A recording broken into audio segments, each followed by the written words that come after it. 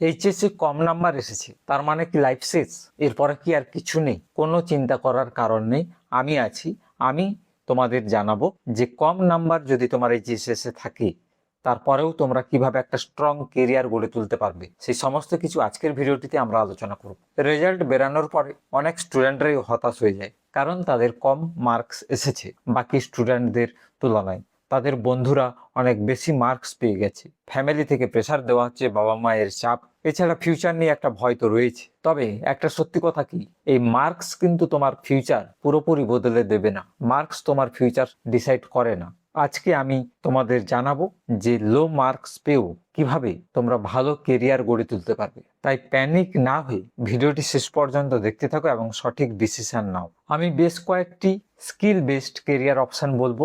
এই কোর্সগুলো তোমরা লো স্কোর থাকলেও, লো মার্কস থাকলেও করতে পারবে এবং ভালো একটা কেরিয়ার অপরচুনিটি তোমরা এখান থেকে পাবে। প্রথমে যে কোর্সটির কথা বলবো সেটা হচ্ছে আইটিআই, ইন্ডাস্ট্রিয়াল ট্রেনিং ইনস্টিটিউট। এটি 1 থেকে 2 বছরের একটি কোর্স।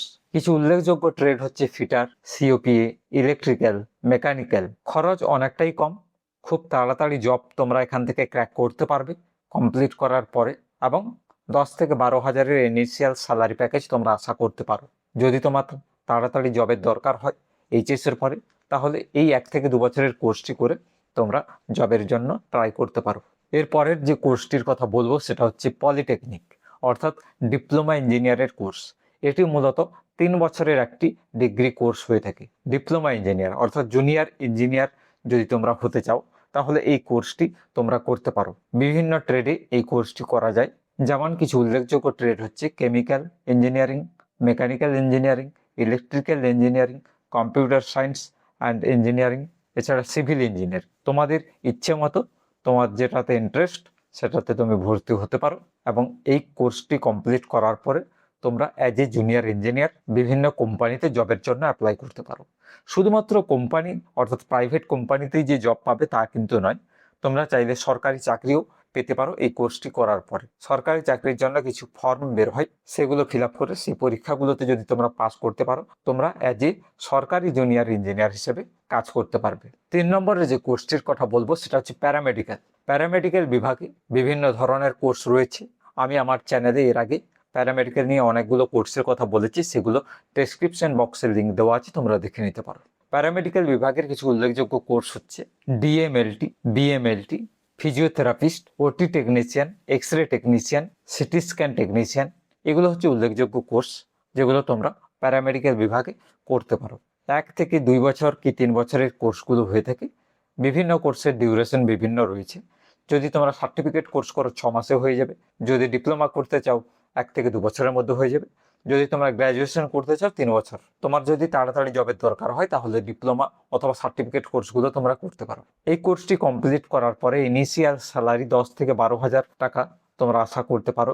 বিভিন্ন কোম্পানি হোক, বিভিন্ন ল্যাব হোক, এছাড়া বিভিন্ন হসপিটাল হোক, তোমরা প্রাইভেট কোম্পানি এছাড়া প্রাইভেট হসপিটাল এছাড়া সরকারি হসপিটাল সব জায়গাতেই সুযোগ পাবে এই কোর্সটি করার পরে। 4 নম্বরে বলবো কিছু স্কিল বেসড কোর্স, অর্থাৎ কিছু এমন কোর্স রয়েছে যেগুলো শিখলে তুমি বিভিন্ন কোম্পানিতে ভালো কেরিয়ার গড়ে তুলতে পারবে। তার মধ্যে উল্লেখযোগ্য 1 নম্বরে যে কোর্সটির কথা বলবো সেটা হচ্ছে ডিজিটাল মার্কেটিং। এখনকার দিনে ডিজিটাল মার্কেটিং একটি গ্রোয়িং কেরিয়ার সেক্টর, তাই ডিজিটাল মার্কেটিংয়ে যদি কেরিয়ার গড়ে তুলতে চাও এই কোর্সটি অবশ্যই শেখা দরকার। 2 নম্বরে যে কোর্সটির কথা বলবো সেটা হচ্ছে ভিডিও এডিটিং কোর্স। এখনকার দিনে ভিডিও প্রোডাকশন বা কন্টেন্ট ক্রিয়েশনের ডিমান্ড প্রচুর রয়েছে। বিভিন্নভাবে সোশ্যাল মিডিয়াতে আমরা এখন দেখছি যে ভিডিও কন্টেন্ট ক্রিয়েশন প্রচুর পরিমাণে বেড়েছে, তাই ভিডিও এডিটরদের ডিমান্ডও বেড়েছে।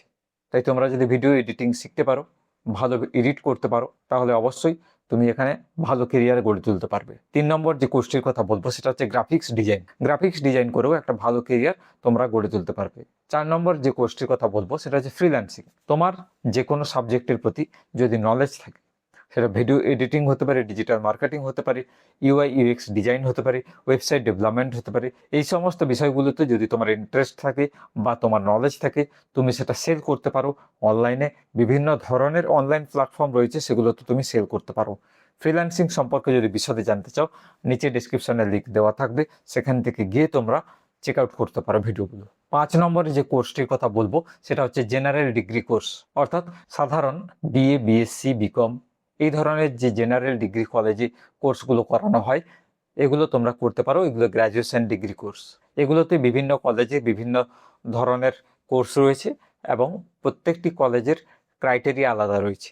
কিছু কলেজ এমন রয়েছে যেখানে কম মার্কস পেলেও তুমি অ্যাডমিশন হয়ে যেতে পারবে, ম্যাক্সিমাম কলেজেই এটা হয়। তাই তোমরা যদি অন্য কিছু না করি plain BA, BSc, graduation course করে থাকো, সেটাও কিন্তু একটা ভালো কেরিয়ার হবে। যদি তোমরা ভবিষ্যতে সরকারি চাকরির প্রিপারেশন করতে চাও তাহলে এটার জন্য অবশ্যই এটা কাজে লাগবে। যদি তুমি ভবিষ্যতে টিচার হতে চাও সেটার জন্যও কিন্তু বিএ, বিএসসি এটা কাজে লাগবে। পরে তুমি মাস্টার ডিগ্রি করতে পারবে, রিসার্চ করতে পারবে, পিএইচডি হয়ে ডক্টরেট ডিগ্রি নিতে পারবে। তো এই ধরনের কিছু কেরিয়ার অপশান রয়েছে। তো বন্ধুরা, এই ছিল 5টি কেরিয়ার অপশান যেগুলো তোমরা লো মার্কসও যদি তোমার এসে থাকে, উচ্চ মাধ্যমিকে যদি কম নাম্বার পেয়ে আছো তাহলেও কোনো চাপ নেওয়ার দরকার নেই, কোনো টেনশন নেওয়ার দরকার নেই। এই কোর্সগুলো করে তোমরা বিন্দাস একটা ভালো কেরিয়ার গড়ে তুলতে পারবে। এই ছিল একটি ছোট্ট ভিডিও যেটাতে আমি তোমাদের জানালাম তোমরা কিভাবে উচ্চ মাধ্যমিকে কম নাম্বার পেয়েও একটা ভালো কেরিয়ার গড়ে তুলতে পারবে। যদি ভিডিওটি ভালো লাগে বন্ধুদের সঙ্গে শেয়ার করতে ভুলো না। ভিডিওটিতে একটি লাইক করে দাও এবং চ্যানেলে যদি প্রথম এসে থাকো চ্যানেলটিকে সাবস্ক্রাইব করে যেতে ভুলো না। তোমরা প্রত্যেকটা ভিডিও দেখো কিন্তু সাবস্ক্রাইব করো না। সাবস্ক্রাইব করলে আমারও একটু মোটিভেশন আসে, আমিও এই ধরনের কন্টেন্ট তোমাদের জন্য আবার নিয়ে আসবো। চ্যানেলে প্রথমে চ্যানেলটিকে সাবস্ক্রাইব করে বেল আইকনটিতেও প্রেস করে দাও যাতে আমার পরবর্তী ভিডিওর নোটিফিকেশন তোমার মিস না হয়। আজকের মধ্যে এখানে ভিডিওটি শেষ করলাম। দেখা হচ্ছে নেক্সট কোনো ভিডিওতে।